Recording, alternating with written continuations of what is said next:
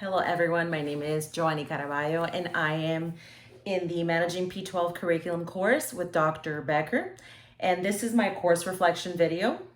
The first part we are going to start talking about is about the helping children succeed, what works and why.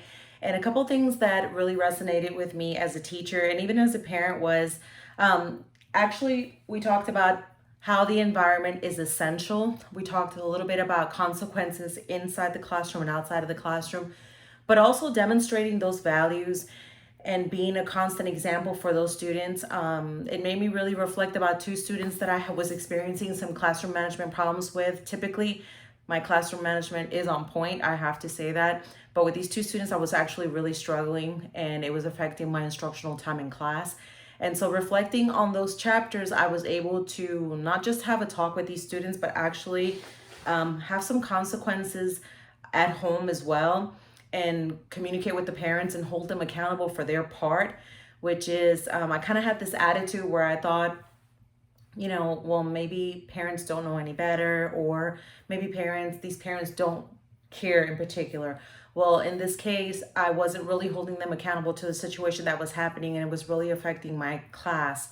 So I took the chance to be able to then contact parents and get other people involved in the situation. And so I believe that because of the reflections that we spoke about in class, it really made me think about the way that I was handling these situations in the classroom, and it made me gain my instructional time back.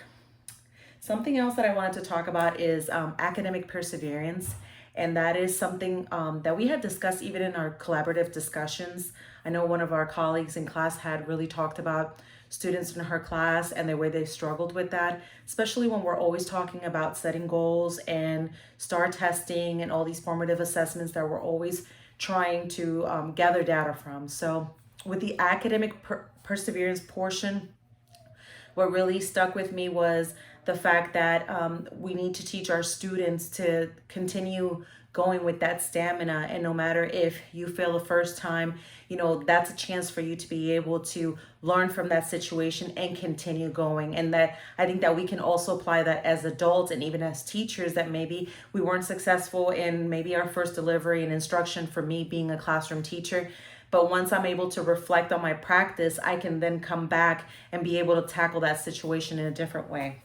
The second book I wanted to talk about is our Leverage Leadership 2.0. And in this book, I really like the data-driven instruction.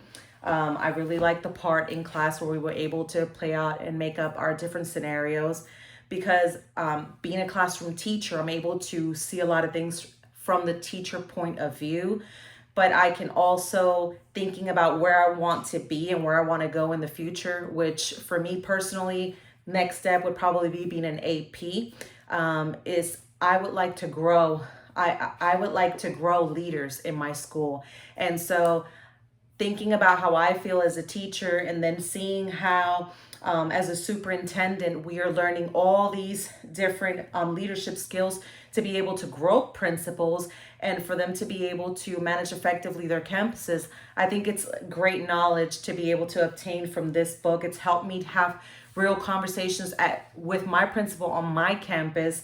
And I've been able to share ideas with her and tell her, I've learned this, and she has the other book. So we've been able to compare notes, and I really enjoy that because we've been able to have professional conversations about situations that actually happen in the classroom.